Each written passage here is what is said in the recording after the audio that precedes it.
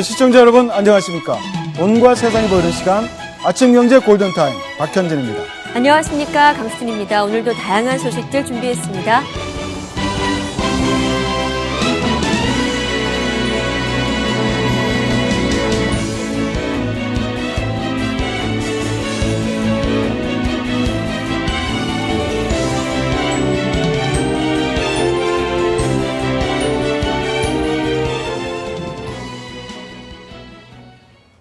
지방자치제 도입 20주년을 맞아 그간의 성과와 과제, 그리고 최근 정부가 내놓은 개혁 방안이 무엇인지 골든타임에서 직접 정종섭 행정자치부 장관을 만나보았습니다.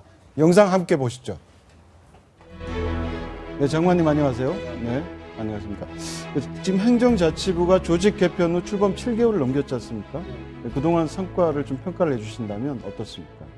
벌써 7개월이 됐네요. 그래서 작년에 아시다시피 우리 행정자치부는 작년에 우리가 세월호 사고를 겪으면서 국가 대개조, 다시 말해서 국가 대혁신이라는 과제를 알았지 않습니까? 네.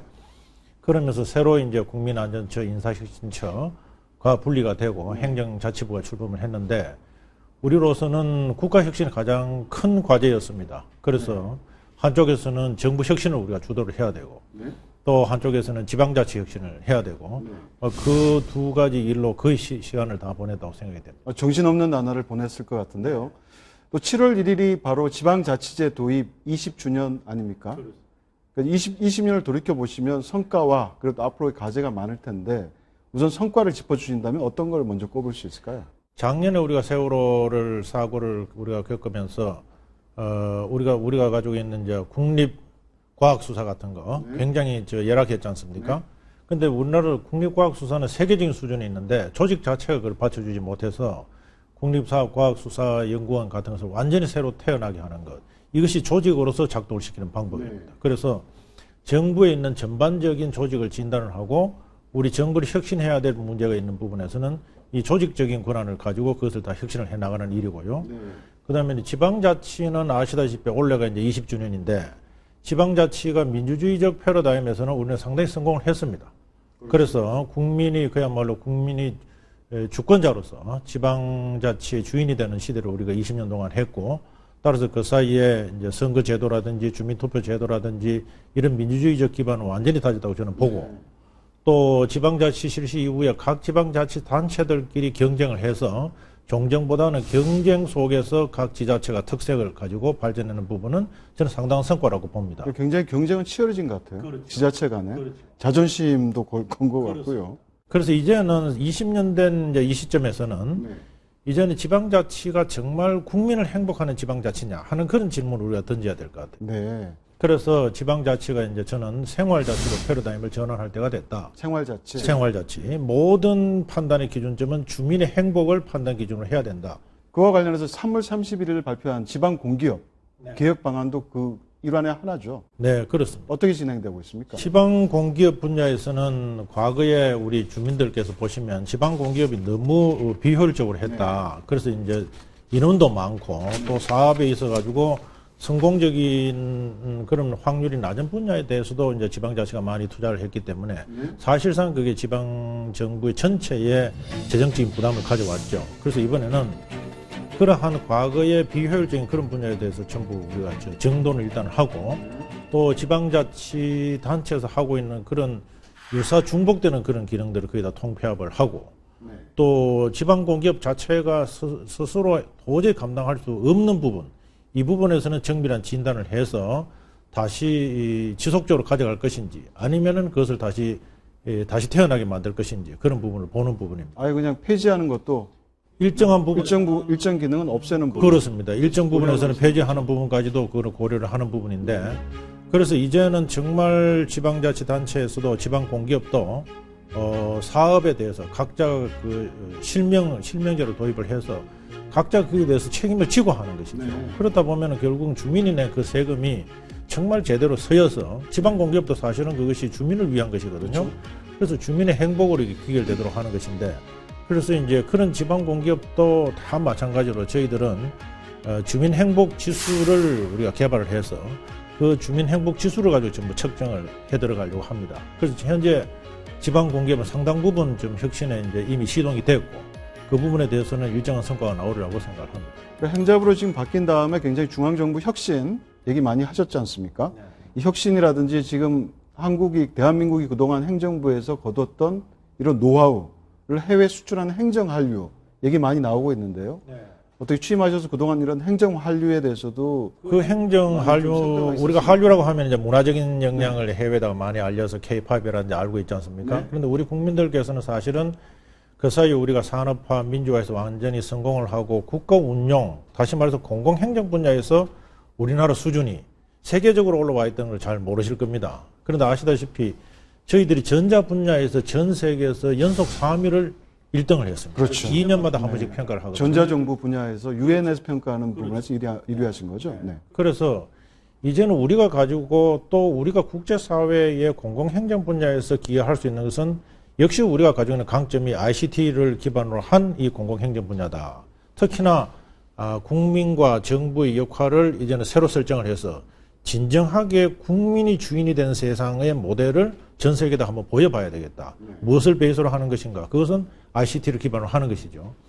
그래서 저희들이 그 전자정부뿐만 아니라 지금 저희 정부가 지금 추진하고 있는 정부 3.0이라고 하는 그야말로 국민이 주인 되는 세상을 만드는 프로젝트입니다. 그것을 거기에 얹어서 나가는 것이 이게 소위 말해서 공공행정 분야의 혁신 작업인데 이것은 일정한 부분에서는 저희들이 아시아 지역이라든지 아프리카 지역이라든지 이렇게 확산을 시켜 나가고 있는데 저 생각에서는 이 정도의 세계적인 저희들이 브랜드를 가지고 있다면 기술을 가지고 있다면 이제는 아시아 아프리카뿐만 아니라 중앙아시아 이번에 또 남미 우리 대통령께서 순방하셨잖아요. 남미 분야까지 전부 같이 네트워크 안에서 그야말로 행정 한류를 본격적으로 우리는 추진할 때가 되었다고 저는 생각을 하고 이제는 남미, 중앙아시아 그 나아가서는 중동까지 그렇게 해서 저희들의 행정 한류의 네트워크를 그걸 구축을 하려고 합니다. 취임 1주년 곧 다가오는데요. 이제 앞으로의 취임 1주년 이후 좀 앞으로 이런 부분에 좀 집중해서 해보고 싶다. 이런 부분에 좀 포인트를 두고 싶다 하는 분야가 있다면 어떤 분야가 있을까요? 그러니까 지금 이제 1년 동안 혁신에 어떻게 보면 시동을 걸어서 초기 단계까지 갔는데 이제는 국민이 체감을 해야 됩니다. 이제는 정부가 이렇게 했다. 이렇게 해서는 우리는 성공했다. 스스로 자화자찬하는 시대는 아니거든요. 이제는 국민이 느껴서 정말 국민이 행복해졌느냐, 그렇지 않느냐. 또 어떤 제도가 바뀌어서 주민이 진정으로 행복해졌느냐 하는 것을 정말 국민이 행복해지는 시대를 만들어야 되는 것이 저희들한테 주어진 가장 큰 과제입니다. 지금까지 해온 그 혁신의 속도를 더 가속화해서 정말 국민의 체감도를 높이는 그런 형태로 지금 진행을 하려고 합니다. 큰 목표는 그렇게 세우셨고 구체적인 실행 방안도 지금 서서히 준비 중이신 거죠? 그렇습니다. 저희들이 작년에 행자부로서는 5개 혁신단을 만들었습니다. 정부 조직 혁신단, 좀 전에 말씀드렸던 지방공기업 혁신단, 지방재정혁신단 5개 혁신단을 다 만들었는데 그 혁신단은 모두 다 그 위원들이 외부 위원입니다. 외부 전문가들로서만 구성이 되어 있고 그다음에 저희들로서는 그 일에 일체 관여를 하지 않습니다. 그래서 경우에 따라서는 지방 우리 행정자치부조차도 혁신의 대상이 되는 것입니다. 그래서 거기에서 내놓는 안대로 정말 이 시대에 국민이 원하고 이 대한민국이 지속적으로 발전하는데 이것이 방법이다라고 할 것 같으면 저희들로서는 그것이 뼈를 깎는 아픔이 있다고 하더라도 그것은 저희들이 확신을 가지고 그걸 추진을 하려고 합니다. 알겠습니다. 앞으로도 더 국민 곁으로 다가가는 행정자치부가 되길 바라겠습니다. 오늘 말씀 고맙습니다.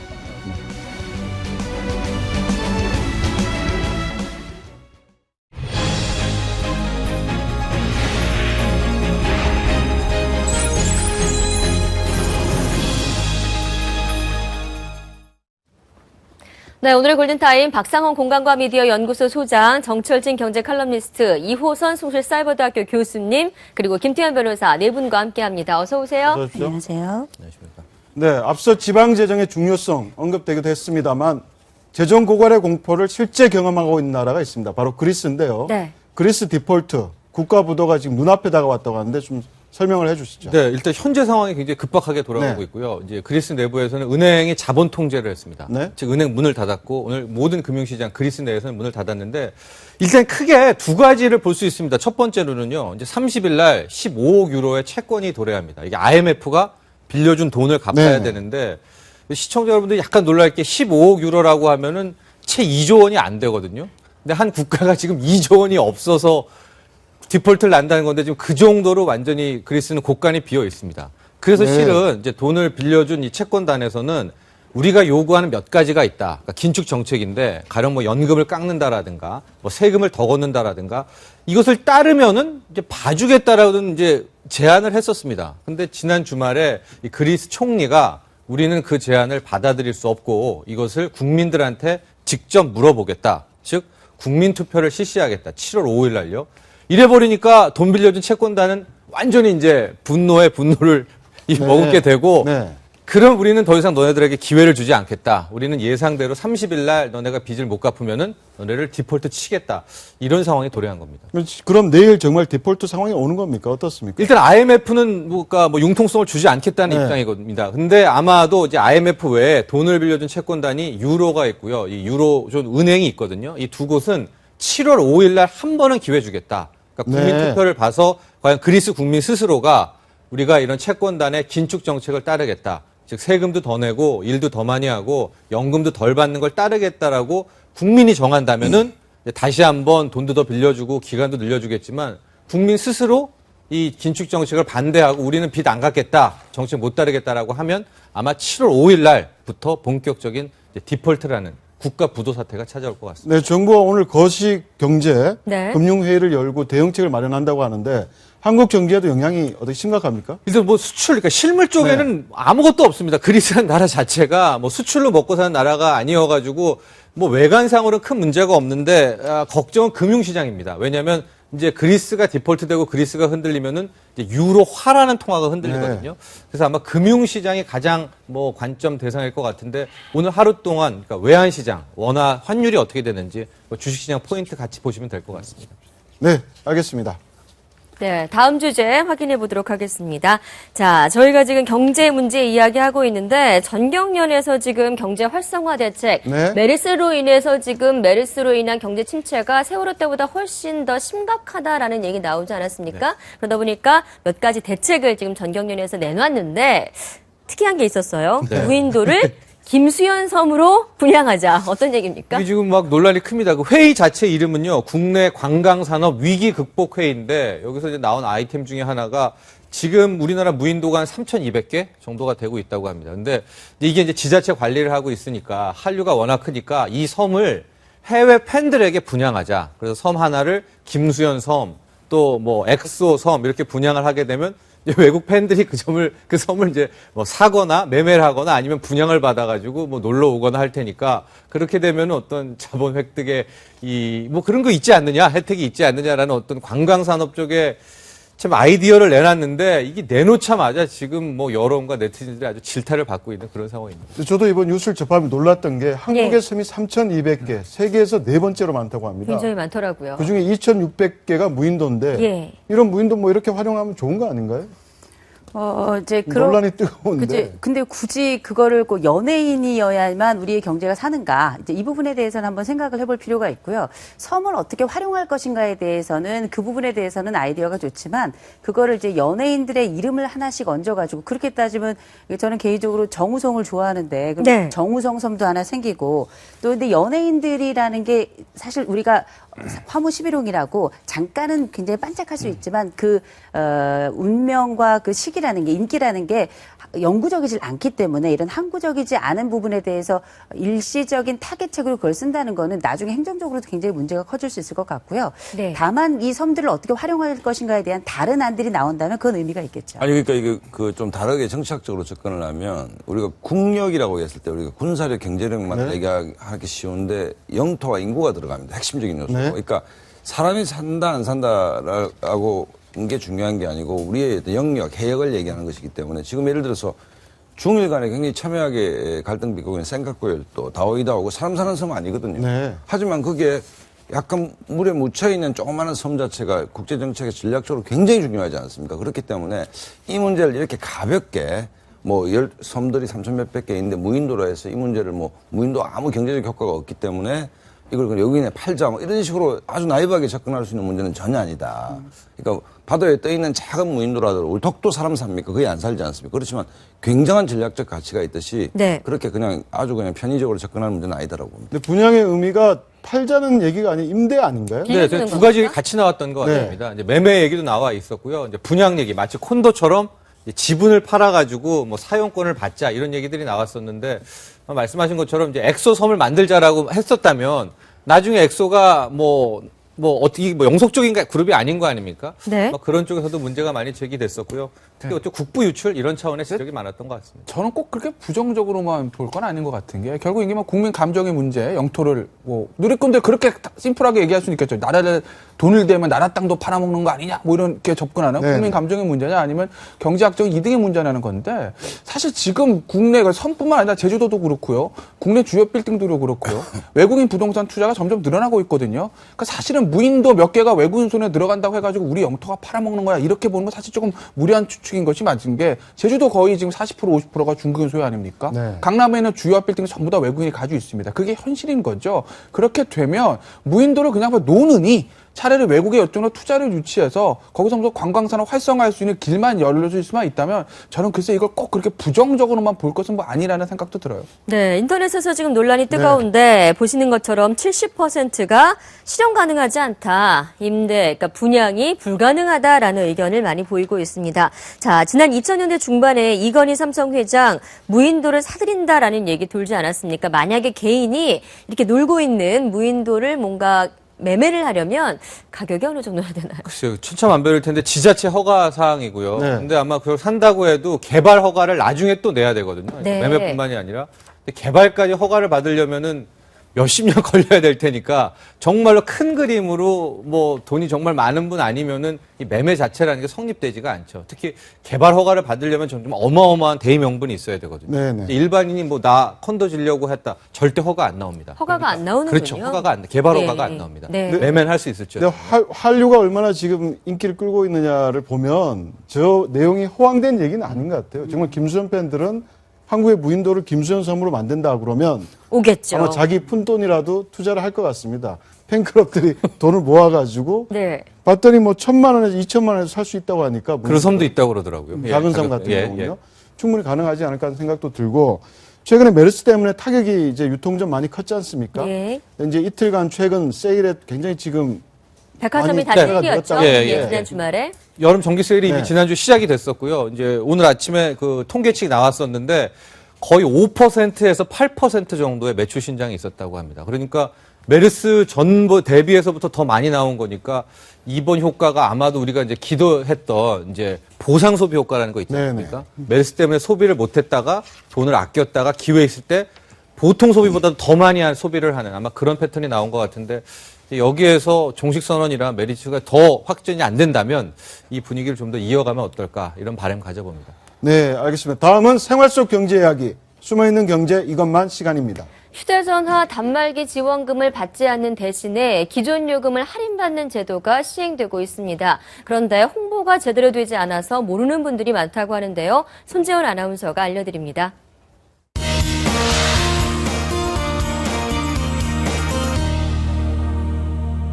네, 유용하고 재밌는 숨어있는 경제 이것만. 오늘은 이동통신사는 말해주지 않는 휴대전화 싸게 쓰는 법을 알려드리겠습니다.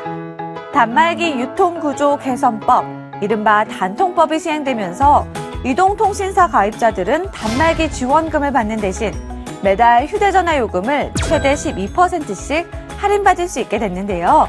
이 요금 할인율을 이렇게 20%로 상향 조정할 수 있는 방법이 있습니다. 미래창조과학부가 지난 4월 23일 요금 할인폭을 20%로 인상하면서 12%씩 할인받던 기존 가입자들도 6월 30일까지 전환 신청을 하면 요금 할인율을 20%로 상향 조정해주기로 한 건데요.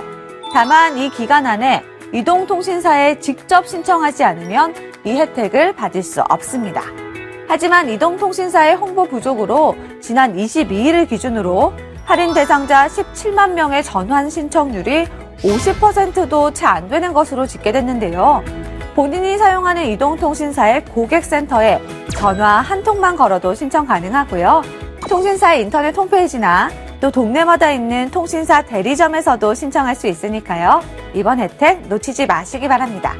그럼 숨어있는 경제 이것만, 다음 시간에는 더 유익한 정보 가지고 돌아오겠습니다. 네, 다음은 사건 사고 한번 보도록 할까요? 만약에 자전거 전용 도로에서 자전거가 보행자를 치었다. 과연 운전자의 잘못일까요? 보행자의 잘못일까요? 김태현 변호사가 사건 브리핑을 통해서 알려드립니다. 예, 시청자 여러분, 올림픽대로나 강변북로, 고속도로 같은 자동차 전용 도로에서는 만약에 보행자가 자동차 전용 도로에 들어와서 사고가 나게 되면 전혀 배상을 받지 못하게 됩니다. 그렇다면 요즘 많이 생기고 있는 자전거 전용 도로의 경우는 어떨까요? 이 불행한 사고는 2012년에 일어났습니다.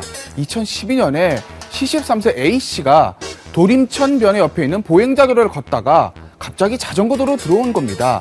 그래서 그 자전거 도로를 달리고 있던 시속 20km를 달리고 있던 B씨가 갑자기 들어온 A씨를 발견하지 못하고 후방에서 추돌하게 되죠.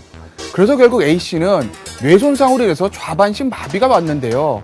결국 A씨, 이 B씨를 상대로 손해배상 소송을 제기하게 됩니다. 당신이 나를 부딪혔으니 손해를 배상하라는 거지요. 이때 법원, 자전거 전용 도로인데 갑자기 들어온 피해자에게는 아무 잘못이 없을까? 이걸 따져봤던 겁니다. 그래서 결국 피해자의 과실이 60%고 가해자의 과실이 40%, 즉 피해자의 과실이 좀 더 많다고 인정을 한 것이죠. 결국 그래서 많은 액수를 배상받지는 못하게 됐습니다. 자, 시청자 여러분, 단순히 돈 문제가 아니고요. 자동차 전용 도로 같은 경우에는 우리 보행자들이 절대 들어가면 안 된다, 이런 인식이 머릿속에 강하게 박혀 있습니다. 하지만 자전거 도로 같은 경우에는 보행자 도로와 가까이 붙어 있고 또 어떤 표지판이라든지 안전망 같은 것이 잘 돼 있지 않아서 그런 이유도 있겠지만 우리가 아무런 주의를 기울이지 않고 함부로 자전거 도로에 들어갔다가 사고를 당하는 경우가 종종 있습니다. 자, 우리의 안전은요, 법원이 지켜주는 것도 아니고 검찰이 지켜주는 것도 아닙니다. 우리 스스로 지켜야 되는 겁니다. 지금까지 김태현의 사건 브리핑이었습니다. 네, 자전거 사고로 1억 원 배상 판결.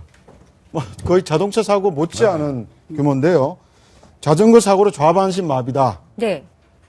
이런 자전거 사고 얼마나 많이 일어납니까? 굉장히 많죠. 네. 지금 이 사건이 2012년도에 일어난 사건이잖아요. 네네. 요새는 그렇죠. 자전거가 거의 레저뿐만 아니라 운동을 위한 아주 기본적인 기반이기 때문에 그 자전거 도로를 이용해서 왔다 갔다 하시는 분들도 많지만 사실 우리나라가 자전거 도로를 가보신 분들은 아시겠고 특별히 이 사고 같은 경우는 도림천에서 일어난 사고였는데 이 도림천 그 자전거 도로와 일반 보행자들이 다니는 도로를 보면 사이에 분리대 같은 게 전혀 없어요. 전혀 없기 때문에 저 같은 보행자들도 그냥 줄만 그어져 있으니까 네. 언제든지 맞습니다. 우리가 그 자전거 도로를 건너가지고 다 반대쪽에 용무가 있을 때는 그냥 지나갈 수밖에 없거든요. 거기다가 횡단보도가 있긴 있는데 안 보이는 거, 저기 한 1km쯤 가야지만 횡단보도가 이렇게 설치가 돼 있다 보니 많은 보행자들, 특별히 고령이신 분들 같은 경우 이 보행자로서 어디까지 걸어야 되고 말아야 되고에 대한 기본적인 기준이 없기 때문에 사고는 뭐 과거에 비해서 훨씬 더 많이 일어나고 있죠. 네, 알겠습니다. 경찰청에서 밝힌 사고 현황, 자전거 사고 얼마나 많이 일어나고 있는지 한번 보시죠. 바로 지난해 통계죠. 네.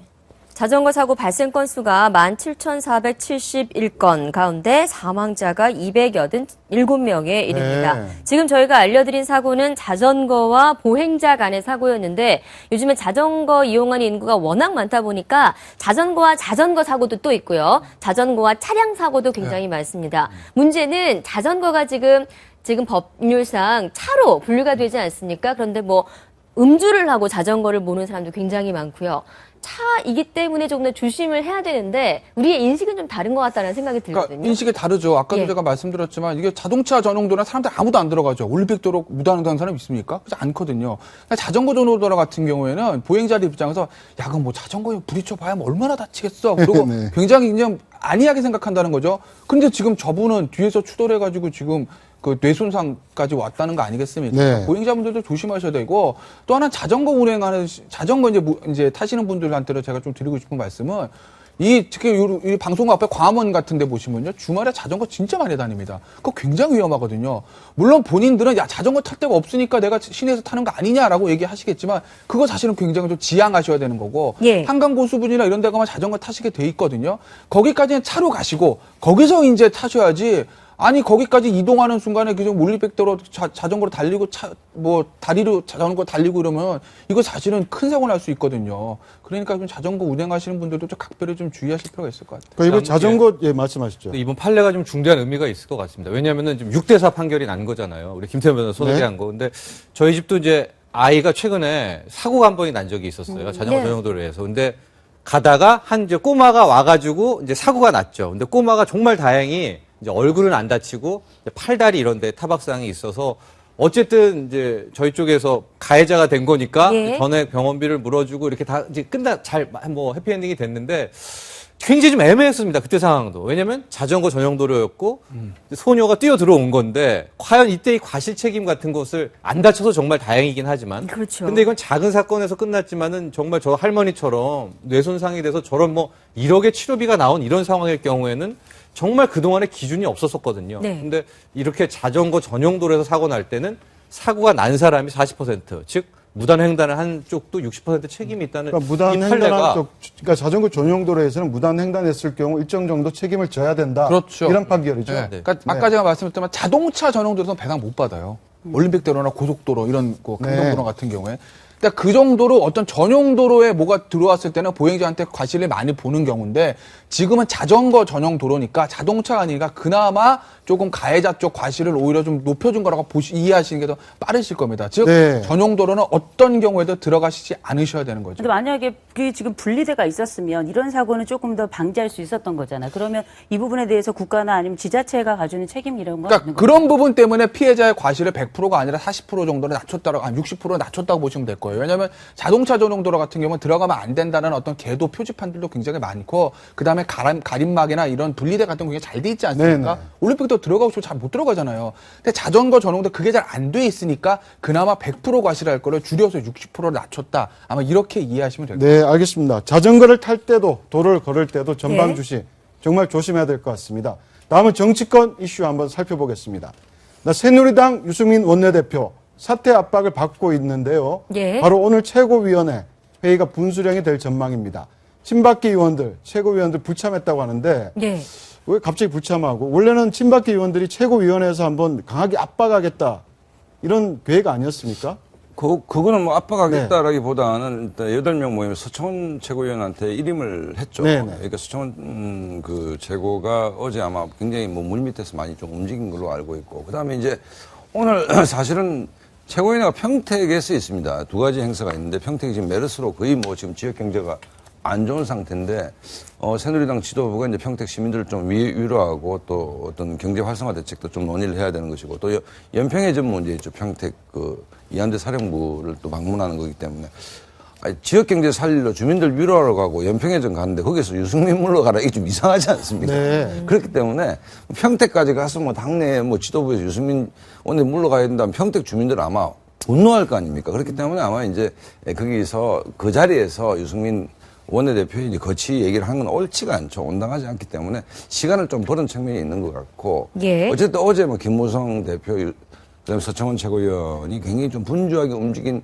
흔적은 여러 군데서 보이고 있습니다. 지금 시간을 벌었다고 표현했는데 네. 좀 시간을 벌었다고 봐야 되는 거예요, 그럼? 네, 그렇죠. 최고위원회 열지 않고 예를 들어서 친박계 의원들이 의원총회를 오늘 오후에 이제 요구할 수도 친박의 네. 압박, 친박의 압박이 정치적 압박이 거세지만 그것이 이제 의원총회나 최고위원은 되게 표현되기 전에 네.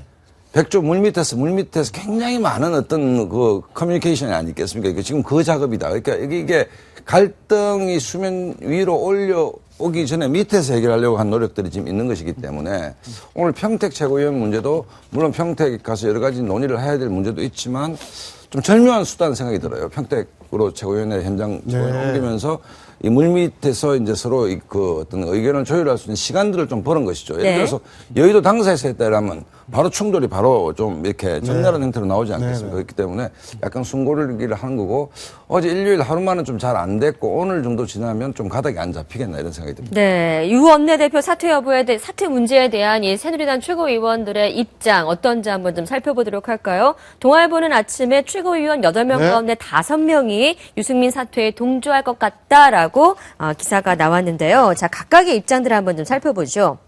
네, 김무성 대표는 바로 어제 원내대표 전화로 상의를 했죠. 근데 결론 나지 않았다.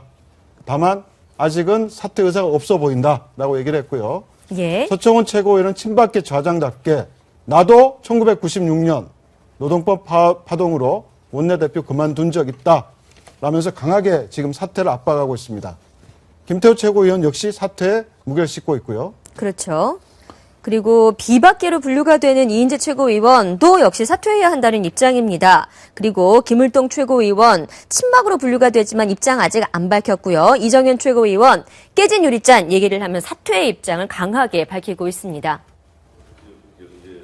네, 네. 지금 현장 최고위원회 열리고 있는 현장 저희가 연결했습니다. 네.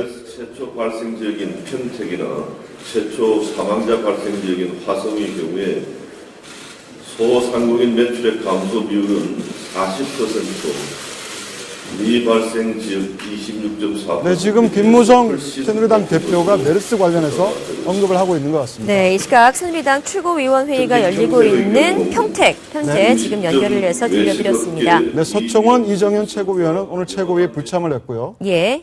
저희가 지금 유승민 네. 원내대표의 거취 문제에 대한 이야기 하고 있는데 김무성 당대표 지금 메르스에 대한 이야기를 먼저 하고 있고요. 저희가 유승민 원내대표에 대한 어떤 얘기가 나오는 대로 또 연결을 해서 전해드리도록 하겠습니다. 네, 김무성 대표 어제 원내대표 유승민 원내대표랑 계속 전화통화를 했지 네. 않습니까?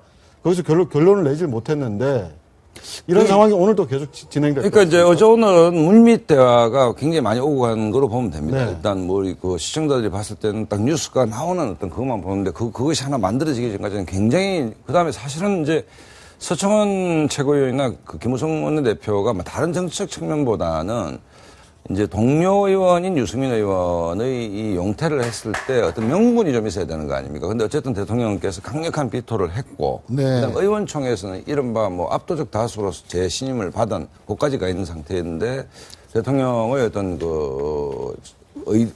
진위가 정확히 확인된 상태에서 결국 유승민 대표의 사퇴 없이는 이게 파국으로 가는 거기 때문에 어쨌든 뭐 파국을 막기 위한 고육지책을 이제 해야 되는데 결국은 아마 오늘 서청원 최고위원의 이정현 최고위원이 불참한 얘기도 뭔가 하면 네. 저기까지 가서도 만약에 이 두 분이 참여를 하면 어쨌든 유승민 대표 거취 문제를 얘기를 해야 되는 것이거든요. 네네. 저기까지 가서도 오늘 대수비에 또 대통령 발언이 지금 촉각을 곤두세우고 있는데 그래서 그렇죠. 두 분 다 아마 빠지면서 전체적으로는 지금 어떤 조율 과정인데 제 생각은 아마 오늘 내일 중에 그 유승민 원내대표가 좀 결단을 할 가능성이 높다. 뭐 이렇게 봐집니다. 네, 김무성 당대표 굉장히 좀 양측 사이에서 좀 곤혹스러운 모습이지 않나라는 생각이 드는데 김무성 당대표의 말을 한번 보도록 할까요? 어제 그 이후 원내대표와 장시간 전화 통화를 한 이후에 이런 말을 기자들에게 전했습니다.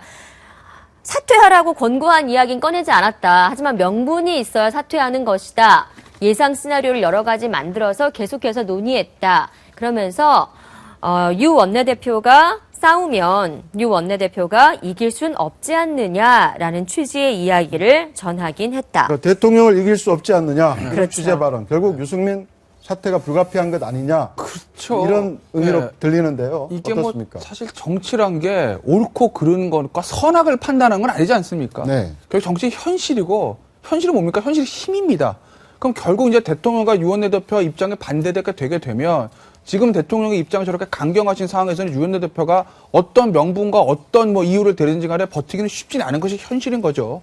김무성 대표가 그 얘기를 지금 지적하시는 것 같고 김무성 대표 입장은 사실은 아마 김무성 대표가 가장 중요하게 생각하는 거는 절대 여기서 당청 간의 분란이 더 있어서는 안 된다. 싸움이 있어서는 안 된다. 당청은 같이 가야 된다. 이게 이제 김무성 대표의 일관된 스탠스인데 그렇기 때문에 아마 의원총회에서도 가급적이면 어떤 더 싸움을 만들지 않기 위해서 여기서 유 원내대표를 그냥 이렇게 하고 가는 그리고 대통령에게 사과를 드리면서 임기를 연장하는 계속 가는 뭐 이런 아마 시나리오를 그렸었던 것 같아요. 그런데 대통령은 그 사과 받지 않고 너무 강하게 나오시는 거죠. 그렇기 때문에 김무성 대표도 사실 조금 이제 그렇게 되면 유 원내대표가 물러나지 않게 해야 되겠느냐라는 쪽으로 입장을 바꾼 것 같고, 그렇기 때문에 아마 서청원 최고위원과 이정원 최고위원도 오늘 최고위에 불참하지 않았을 겁니다. 왜냐하면 친박계 입장에서 좀 부담이 많죠. 대통령 5단은 떨어졌고 어떻게 해서든지 유 원내대표 물러나게 해야 되는데, 만약에 유 원내대표가 강하게 버티면 방법은 없거든요. 왜냐하면 의원들이 뽑은 원내대표를 다시 의원들의 손으로 투표하지 않는 이상 어떤 식으로 끌어내립니까? 만약 유 원내대표가 버티면.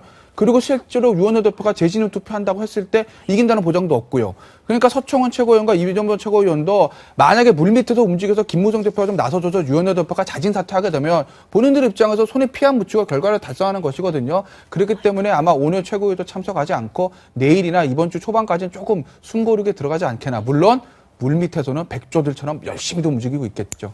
오늘 이제 아침 일부 조간에 어제 장시간 통화 내용이 좀 있었던 것 같습니다. 김무성 대표하고 유승민 원내대표. 근데 아마 김무성 대표는 압박이나 이런 건 없었고, 한 보도에 따르면은 승민이 네 어떻게 할래? 이런 식으로 이제 얘기를 했다고 하는데, 제가 이제 새누리당 앞으로 어떤 흐름 속에 있어서 한 가지 좀 말씀드리고 싶은 거는, 유승민 원내대표가 사퇴를 하더라도 명분을 좀 둬야 되지 않을까. 그러니까 퇴로를 열어줘야지 어떤 그림상도 그렇고 어떤 불협화음도 없지 않을까라는 생각이 좀 듭니다. 유승민 원내대표 같은 경우에도 이제 앞으로 출구 전략을 많이 그렇죠. 한 다음에 뭔가 출구 전략을 해줘야지 친박계에서도 이렇게 밀어붙이게 되면은 이야기가 점점 또 꼬일 것 같거든요. 그러니까 어떤 묘수가 있을지 모르겠지만 유승민 대표가 떠날 때 떠나고 사표를 낼 때 내더라도 거기에 따른 정말로 어떤 명분 하나는 서로가 줘야지 유승민 대표 원내대표도 역시 떠날 수 있지 않을까. 네, 저희 예상이 맞았던 것 같습니다. 지금 평택 최고회의에서는 유승민 거취 문제 언급하지 않고요.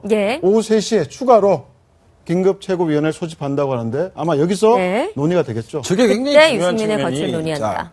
오늘 월요일 최고위원회를 평택에서 했습니다. 저기서는 유승민 원내대표 거취 논의를 할 수가 없죠. 그러면 평택 시민들이 분노하지 않겠습니까? 그러니까 3시에 다시 긴급 최고위원을 소집한다는 얘기는 뭐냐면 민심은 지금 메르스나 가뭄 문제에 집중하라는 얘기죠. 저게 지금. 그다음에 당신들끼리 권력 투쟁은 당신들끼리 하는 것이고 지금 중요한 건 국가가 굉장히 어렵지 않습니까? 그러니까 저 오늘 오후에 다시 최고위원을 소집한다는 자체가 민심에 대한 상당한 부담감을 새누리당 지도부가 느끼고 있다고 봐야 되는 거죠. 근데 오 최고위원회 소집 관련해서 지금 좀 지켜봐야 될 것은 바로 오전에 박근혜 대통령이 주재하는 수석 비서관 회의지 않습니까? 여기서 어떤 얘기를 또 추가로 던질지가 아마 오늘 오후 정치권 일정 영향을 상당히 미칠 것 같은데. 제 생각은 오늘도 만약 대통령께서 강력하게 유승민 대표를 적시해서 말씀하시지는 않겠죠. 이미 25일 날 하고 싶은 얘기를 다 한 것이고, 그 다음에 이제 25일 오후에 의원총회에서 당의 입장을 또 확인한 것이고, 그 다음에 다시 청와대에서 여권발 청와대 고위 관계자 여러 명이 돼요. 굉장히 이거는 마지노선이다 얘기를 했기 때문에 오늘 대수비에서까지 대통령께서 유승민 대표만을 겨냥해서 얘기하지는 않을 것 같다는 생각이 일단 들고, 메시지는 충분히 당에 전달돼 있기 때문에. 네, 오늘 대수비에서 박 대통령이 다시 언급하진 않을 것 같다. 박성원 소장이 의견을 주셨고요. 지금 이 시각 평택 새누리당 최고위원회의에서 발언을 하고 있는 유승민 원내대표의 모습입니다. 역시 김무성 당대표와 함께 이 평택 가장 메르스의 진원지였죠, 초반에. 그래서 지금 메르스에 관한 이야기를 일단 오늘은 하고 있는 것 같습니다. 네, 그리고 국민들도 이번 지금 관심이 많습니다. 유승민 원내대표 거취 문제와 관련해서 여론조사 있었던 것 같은데 여론조사 한번 저희가 보고 얘기를 나눠보겠습니다. 네, 여론조사 결과 한번 보여주시겠습니까? 네. 한 매체에서 지난 주말에 급하게 이제 여론조사를 해봤는데 유 원내대표의 거취 어떻게 생각하냐라고 했을 때 사퇴해야 한다가 38.4%. 유지해야 한다가 지금 53.8%로 과반수가 넘었는데요. 어떻습니까? 국민의 뜻으로 받아들여야 될지. 그냥 다 한 매체 단순한 지금 전화 여론조사고. 범위도 있긴 사퇴를 합니다만. 반대하는 의견이 지금 53.8%인 거죠. 그러니까 전반적으로 또 여러 여론조사가 나오겠죠. 결국 대통령 그날 그 담화가 적절하냐 적절히 아니냐에 대한 결과들이 오늘부터 내일 모레 계속 주초에 나올 텐데 아마 저 유 원내대표의 어떤 사퇴를 유지해야 된다는 부분은 그럴 겁니다. 물론 유 원내대표가 대통령 뜻과 조금 다르게 어떤 원내 협상을 이룬 거는 있지만 과연 그렇다고 해서 대통령께서 집권 여당의 의원들이 총의로 만들어준 원내대표 자리를 강제로 물러나게 할 수 있느냐, 그것이 적절하지 않냐, 그것이 민주주의 원칙에 맞느냐, 아마 그런 부분들을 국민들이 좀 지적하고 계시는 거 아닌가 싶어요. 물론 그 박근혜 대통령께서 그래서 저런 부분에 여론조사 같은 것들을 조금 좀 감안을 해주셔야 되지 않을까. 왜냐하면 유원내 대표가 대통령 뜻과 다르게 한 거는 결과인 것이고 그 과정들을 보면 사실 유원내 대표가 정말 대통령을 배신했느냐 그건 사실 또 아니거든요. 왜냐하면 배신의 기준이 뭐죠? 그렇지 않습니까? 네. 국정을 운영하다가 약간의 본인과 소신과 어떤 정치적 노선이 좀 틀린 거를 지금 배신이라고 할 수 있느냐. 그렇기 때문에 당신이 선거로서 심판해야 되는 게 맞느냐라는 어떤 대통령 말씀에 대해서 국민들이 어떻게 반응하고 있는지를 청와대가 조금은 좀 감안해 주셨으면 근데 김무성 대표는 또 그런 표현을 했어요. 김무성, 서청원, 네. 유승민 이 세 사람이 박근혜 대통령이랑 워낙 너무 친했기 가까워서. 때문에, 너무 가까웠기 때문에 네. 이런 사태가 벌어진 거다라고 지금 얘기를 했고요. 예. 그래서 풀 사람은 김 대표와 서청원 최고위원밖에 없다. 그렇죠. 뭐 라고 어제 얘기했어요. 뭐 네. 서청원 대표 최고위원 7선이고 뭐 그 김무성 대표 5선이고 정치를 뭐 평생 하신 분들이기 때문에 이 문제를 어떻게 풀어야 되는지 두 분이 정답을 가지고 있을 겁니다. 가지고 있을 것이고 뭐 언론에서 얘기했을 때 친박과 비박 간의 갈등이다.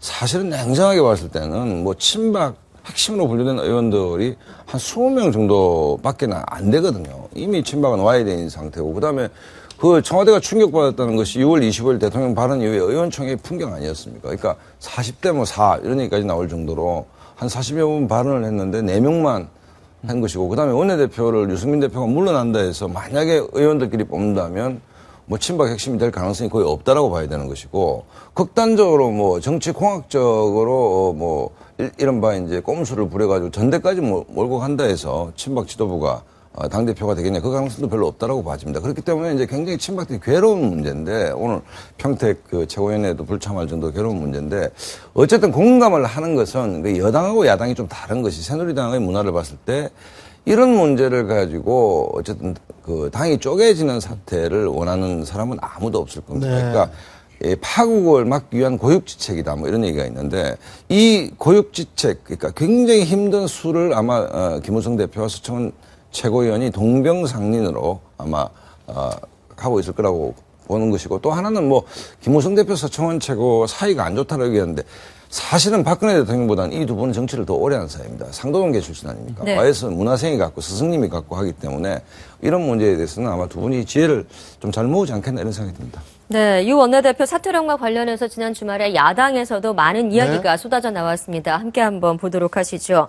먼저 문재인 새정치민주연합 당대표. 자, 보시면 국회의원 한 사람 한 사람이 헌법기관이다. 반성문 쓰는 건 말이 안 된다라고 이야기를 했고요. 이송걸 원내대표 또한 굉장히 강하게 발언을 했습니다. 네, 바람에 휘는 나무 같다. 뿌리 깊은 나무. 여당은 힘의 균형이 있으니 잘 버틸 것이다. 이런 얘기도 했고요. 예. 네. 그러면서 박지원 의원, 고양이 앞에서는 쥐도 절체절명의 순간엔 반격을 합니다만 어떻게 하려는지. 네, 고양이, 쥐 비유를 했네요. 예. 이종걸 원내대표, 바람은 곧 사라지고 네. 나무는 제자리에 있을 것이다. 유승민 원내대표를 두둔하는 발언을 했습니다. 그러니까 뭐 야당 입장이 애매하죠. 사실은 뭐 네. 유승민 아니 그러니까 이건 이제 유승민 대표가 있는 게 없는 유리한지 없는 게 유리한지 다른 원내대표는 유리한지 문제인데 어쨌든 야당은 대통령한테 감사하게 생각해야 되는 것이 그야말로 자중질환에 지리멸멸이었는데 6월 25일 날 박근혜 대통령이 이제 뭐 그야말로 이제 충격적인 초강수를 똥으로서 야당이 일단 봉합된 상태이기 때문에 뭐 야당은 대통령 덕분에 상당히 좀 여유를 갖는 모처럼의 여유를 갖는 시기가 아닌가 모처럼 여유를 갖는. 하지만 네, 그 말씀하세요. 모처럼의 여유가 언제까지 갈지. 왜냐하면 그 당내 봉합이라니까 임시로 잠시 잊혀진 거지만 그 완전 해결된 문제는 아니거든요. 더군다나 박근혜 대통령 6월 25일에 그 강한 어떤 그런 발언들은 야당에게는 또 하나의 고민을 던져줄 수도 있다는 거죠. 왜냐하면 대통령께서 이제 거부권 행사 정당성 그 빼고 결국 이제 정치권에 대해서 얘기하는 거는 유승민 대표 찍어내기 하나, 대여에 대한 어떤 공세, 그다음에 야당에 대해서 국정 발목 잡기 두 부분이거든요. 대통령의 어떤 발언에 대해서 지금 약간의 그 찬반 의견이 갈리는 부분은 이 여당에 대한 거죠. 유승민 원내대표에 대한 공격이 맞느냐 안 맞느냐 그 부분에 대해서는 사실 여론이 조금 좀 왔다 갔다 하지만 야당의 국정 발목 잡기를 지적하신 부분에 대해서는 야 저건 맞는 거 아니냐라는 얘기들이 많거든요. 왜냐하면 그 부분이 예전부터 지적되어 온 거 아니겠습니까? 네. 그러니까 야당이 지금 이 상황을 가지고 어떻게 핸들링할 것이냐. 예를 들어서 향후 앞으로 국회 의사일정에 가서 또 한 번 이 국회법 이걸로 빌미로 담아서 민생 입법도 처리 안 해줄 거냐, 강하게 나갈 거냐, 아니면 대통령과 그것을 신경 써가지고 조금 더 완화된 입장을 보일 거냐라는 게 결국 야당의 스탠스인데 야당이 여기서 스탠스를 어떻게 잡을지 아마도 당내 갈등과 봉합해가지고 당내 갈등과 연결된 이 스탠스 잡는 게 야당이 쉽지는 않을 겁니다. 아마도 여기서 한번 야당은 또 한 번 헤맬 가능성도 저는 있다고 봐요. 이종걸 원내대표는 박근혜 대통령에 대해서 마리 앙뚜아네트 같다 하는 표현을 썼는데 박근혜 대통령의 강경한 발언이 결국은 지금 시작이지 않습니까? 왜 이렇게 강경한 발언? 뭐 어떻게 박근혜 보세요? 대통령에 대해서 요새 뭐 당선 갈등이 심하니까 아마 뭐 탈당 얘기도 막 이런 얘기 나오고 그러는데 그 여부는 뭐 알 수는 없지만 분명한 건 그 이 원내대표를 통해 가지고 나온 게 마리 앙뚜아네트 이야기가 나오는데 네티즌들 사이에서는 이제 요 말을 좀 바꾸어서 말이 안 통하네트 뭐 이런 얘기들이 막 나오는데요. 실제 그 박근혜 대통령 입장에서는 또 다른 측면이 있을 것 같아요. 왜냐하면 처음에 지금 원내대표에 대한 기대가 워낙에 컸던 분이고 그리고 실제 이 원내대표가 처음에 되자마자 이제 뭐 증세 없는 북진 허구다 뭐 이런 얘기를 하면서 사실은 도와도 힘들 판인데 오히려 등진 이야기를 하면서부터 처음에 심사가 약간 좀 삐뚤어진 것 같고요. 그런 과정에 매번 이제 그 하나의 마치 걸림돌처럼 한 번씩 두 번씩 계속 걸고 넘어지니까 박근혜 대통령 입장에서는 내가 믿고 있었던 가장 절친이라고 생각했던 사람이 등을 돌렸다고 생각을 하니 배신의 정치다 이런 얘기를 한 것 같은데 그런데 또 박근혜 대통령이 가지고 있는 원칙의 정치라는 게 또 있지 않습니까? 한 번 아니다 하면 절대 굽히지 않는 특성이 있기 때문에 앞으로 여기에 어떤 결과가 일어날지는 좀 지켜봐야 되긴 하겠지만 결코 잘 굴하지는 않으시겠다 이런 생각이 좀 들죠. 네, 알겠습니다. 네, 오늘은 또 제2연평해전 발발 13주년이 되는 날입니다. 잠시 후 오전 10시 반 기념식이 열릴 예정인데요. 한명국 국방장관 추모사를 처음으로 이제 전달 예정이라고 하는데 네. 어떻습니까? 네. 아니 뭐 참 이게 그 우리 시청자들 보시면 국방장관이 왜 처음으로 추모사를 할까요? 느닷없는데 네. 이 연평해전이라는 것 자체가 뭐 저도 영화를 요무치 한번 볼 생각입니다만 이게 이제 2002년 우리가 붉은 악마로 온 국민이 축제에 들떠 있을 때 이제 서해안 NLL에 넘어갔고 그 다음에 이제 굉장히 논란이 되는 부분이 이제 이른바 청와대 최고위청에서 절대 사격을 하지 말아라는 지시가 있었고 실제로 장병들한테 이제 40발 정도밖에 실탄이 지급이 안 됐고 이른바 손발 다 묶인 상태에서 이제 이른바 몸싸움을 통해서 NLL 북쪽으로 밀어내는 어떤 지시가 있었는데 사격을 한 거죠 북한이. 사격을 했고 우리 장병들은 그야말로 속수무책으로 당한 거 아닙니까? 우리 영토를 침범하는 적군에 대해서 총알도 없이 당한 그 내용인데 어떤 분들은 굉장히 많이 울었다는 분도 있고 어떤 분은 영화를 보면서 분노감에 막 잠을 자지 못했다는 얘기가 이제 있는데 어쨌든 뭐 연평해전은 영화를 통해서 나라를 위해서 돌아가신 어떤 그 진짜 정말 그 가녀린 목숨들, 젊은 목숨들을 한번 되돌이켜 볼 수 있다. 그 다음에 최소한 대북 정책에서 화해의 정책을 펼 수도 있고 강경 정책을 펼 수도 있지만 가장 기본적인 거 국가가 국가인 이유에 대해서 한번 우리가 되새겨 볼 수 있는 뭐 좋은 계기가 아닌가 이런 생각이 듭니다. 네, 영화 연평해전 지금 돌풍을 일으키고 있는데요. 벌써 지난 주말에 100만 명 돌파했지 않습니까? 개봉 첫 주말에 보셨나요? 공선장이 굉장히 네, 저는 봤습니다. 네. 어땠습니까? 네. 그 처음에 뭐 여러 가지 이제 평을 보고 봤었는데 생각하는 것만큼 뭐 일각에서 주장하는 것만큼 뭐 그게 굉장한 애국심에 호소하는 그런 영화도 아니고요. 오히려 감독 입장에서는 감정을 많이 좀 억누르려고 했다라는 게 보여질 정도입니다. 한번 저는 뭐 굉장히 뭐 감명 깊게 봤었고요, 개인적으로. 끝날 때 엔딩 크레딧에 700명이 올라온다고 7,000 하던데. 명. 네, 7,000명이 7,000 명. 올라왔어요. 예. 올라오고 실제 당시에 소액 투자자들. 예, 하고 예. 당시에 이제 생존했던 장병들 인터뷰도 나오고 하는데 네. 어쨌든 거기 내용을 보면 뭐 가장 뭐 광분했다, 분노했다는 것 중에 하나가 이게 뭐 어떤 이데올로기 싸움을 외지하더라도 기본적인 국방에 대한 매뉴얼이 우리가 너무나 그때 당시 좀 정치적이 아니었나. 그냥 턱밑까지 왔는데 대응 사격을 하지 말아라. 월드컵의 국가적인 축제 때문에 그런 자체의 모순은 언젠가 한 번은 다시 한번 우리가 밝혀내야 되지 않을까. 왜냐하면 그것은 당연히 그 대응 사격 해야 되는 부분인데 그게 뭐 축제건 뭐건 그거는 상관없는 거 아니겠습니까? 네. 네, 영화에는 긴박했던 그날의 장면이 고스란히 담겨 있다고 하는데 주연 배우들 찍으면서 어땠는지 한번 목소리 직접 들어보시죠. 실제 전투는 훨씬 더 과격하고 위험하고 살벌하겠지만 여기 현장만 와도 정말 그때 느낌을 10,000분의 1 정도라도 느낄 수 있는 것 같아서 참 씁쓸합니다. 그 아픔들이 저는 보이고 느껴지는 것들이 있어서 심장이 아직도 쿵쾅거립니다.